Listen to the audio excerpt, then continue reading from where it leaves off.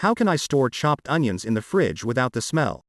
I am cooking for a large group and am trying to do as much as I can in advance.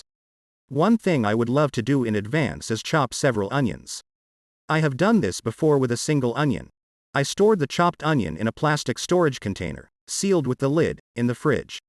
About 6 hours later, the smell of onions was very strong both in the fridge and on everything that was in the fridge.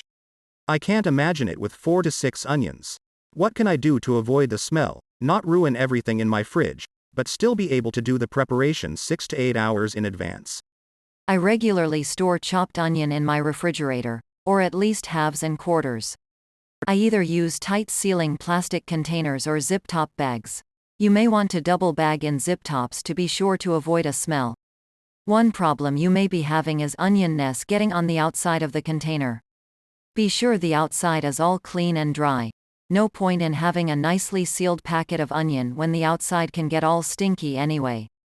The issue is onions have chemicals in their cells that merge to form the compounds that we're used to. First, you need to minimize the damage you do to the onion, as you're otherwise releasing the chemicals too early. This means for the most part using a very sharp knife. Depending on what you're going to be making with the onions, you can put them in the freezer instead of the fridge, but that's generally not needed for this short of a time if you use one of the other recommendations below. If the onions are going to be cooked, you likely won't notice the difference in texture. The cold helps to slow down the chemical reaction. And your last option is to change your onions. Consider sweet varieties of onions, or red onions, that aren't going to have as strong of an onion flavor, but also won't outgas as much as a result. And use a glass, Corningware or similar container, with a tight-fitting lid.